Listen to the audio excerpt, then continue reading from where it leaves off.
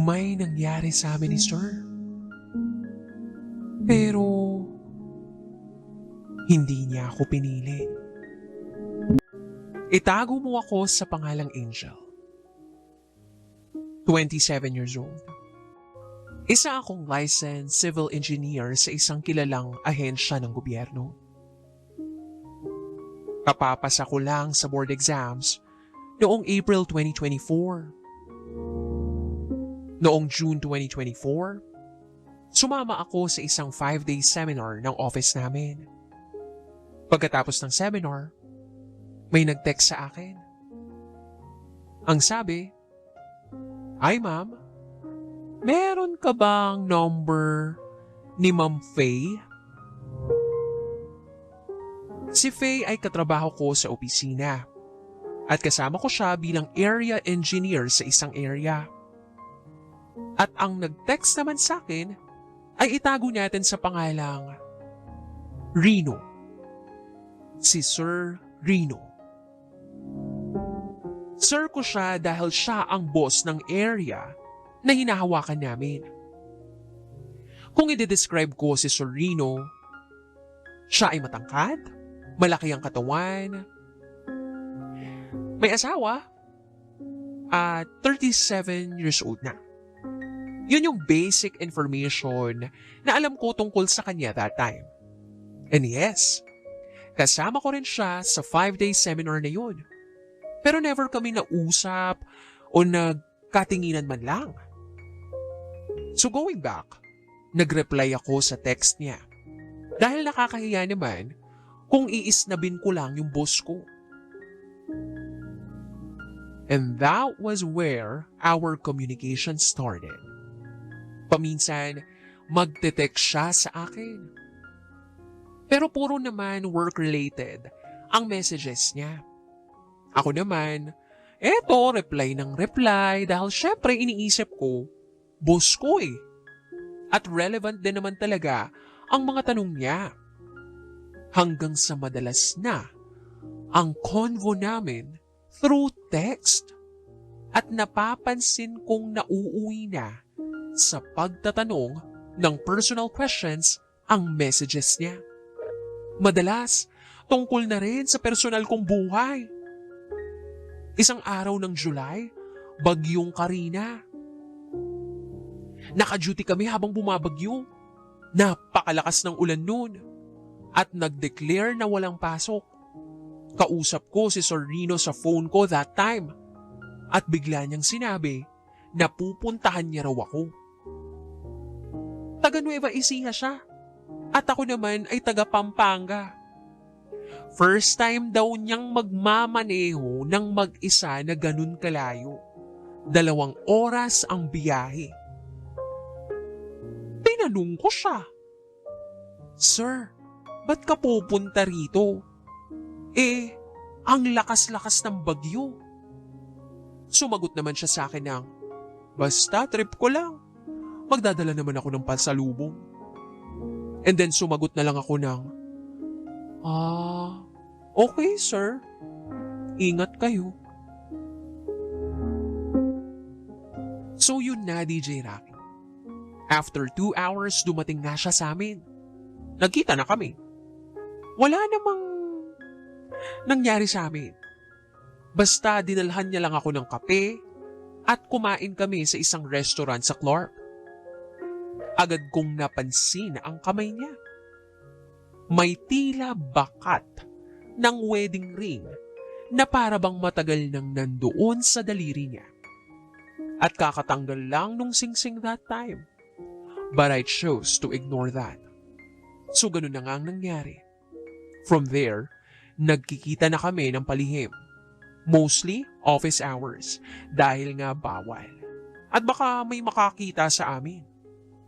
Madalas na rin akong hindi pumapasok sa opisina at nauubusan na rin ako ng dahilan sa supervisor ko kasi palagi akong half day, early out o madalas absent.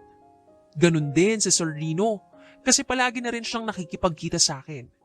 At alam mo DJ Rocky, super ma-effort siya tuwing nagpupunta siya sa akin. Kasi 2 to 3 hours ba naman na biyahe palagi yung sinusuong niya. Imagine that. Madalas kaming ganun. 2 to 3 times in a week. Nasa Pampanga siya at iniiwan niya ang trabaho niya para lang magkita kami at magkasama. Palagi na rin siyang late na nakakauwi sa bahay nila. Kasi nga, ang tagal ng biyahe niya pauwi galing Pampanga. Alam ko namang mali. Pero wala akong magawa, DJ Rocky. Na-fall na ako kay Sir. Nahulog na ng tuluyan ang loob ko sa kanya. Kapag magkasama kami, it's like we are at the happiest of our lives. At masasabi kong naging masaya naman ako sa ganito, kahit na mali. At never niyang ipinaramdam sa akin na may asawa siya, ha? At hindi ko pa alam that time kung may anak siya o wala. Hindi rin naman namin yun pinag-uusapan. At wala akong balak alamin ang ibang detalye tungkol sa buhay niya. Hindi naman niya ako itinago. Nagde-date kami palagi sa labas. Nagkakape kami. Namamasyal kami. Parang tulad lang din ng ibang regular couple. Basta, ang tanging alam ko lang, masaya kaming magkasama palagi. Masaya kami sa mundo na kaming dalawa lang.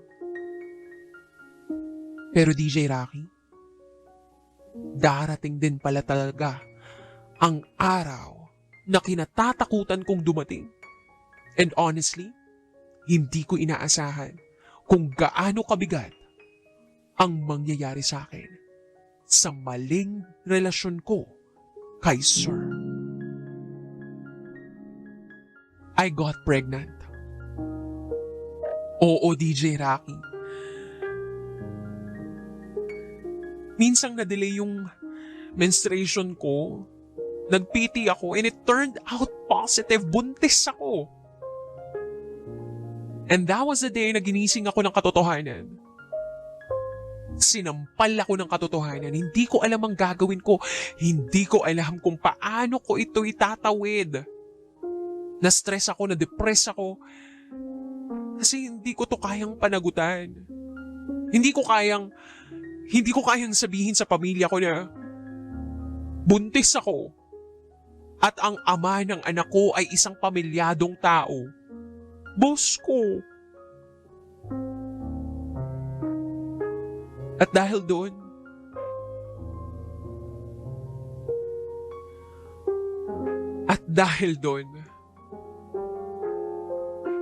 naisip kong ipalaglag ang bata. Nagalit sa akin si Rino. Kasi ayaw niyang ipalaglag ko. Gusto niya raw na panagutan yun. Pero hindi naman daw niya kayang iwan ang mag-ina niya. Oo, may anak na pala sila. Ang sabi ko na lang sa kanya, hindi ko kaya yung ganong klaseng setup. Hindi ko rin kayang magbuntis na wala siya sa tabi ko. Mabigat man sa loob niya. Sinamahan niya ako magpunta ng Thailand para dun magpalaglag. Wala rin siyang choice dahil kung hindi niya ako sasamahan, pupunta pa rin ako mag-isa. At dun na nga nangyari ang plano ko. Pagka-uwi namin dito sa Pilipinas, nagsimula na kaming mag-fall apart. Araw-araw. Nag-aaway na kami. Kasi inaalam ko na lahat ng detalye sa buhay niya na previously hindi ko naman kinakalkal. And nare-realize ko na rin na hirap akong tanggapin na may asawa siya at anak na lalaki. Akala ko noon, tanggap ko na mayroon na siyang asawa, may pamilya na, pero hindi pala eh. Hindi ko ma-accept eh. Hindi ko kayang tanggapin.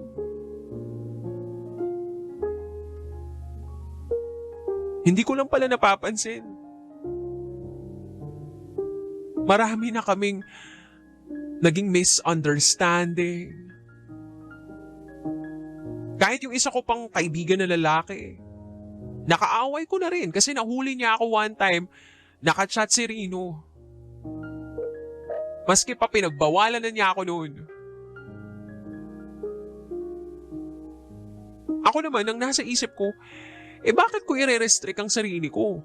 Siya rin naman tong merong iba. Si Rino na naman, nagkakalabuan na rin sila ng asawa niya. Kasi para bang napapansin na rin ng asawa niya na meron siyang ibang babae. Palaging late na kung umuwi, palaging hawak ang cellphone kahit nasa banyo, palaging may lakad, at wala na raw siyang oras sa kanila ng anak nila. Well, kung iisipin, hindi naman talaga pwede yung ganitong klaseng relasyon. Hindi to mag-work para sa aming dalawa. Alam kong hindi tama ang namagitan sa amin ni Rino, pero alam ko rin na mahal namin ang isa't isa.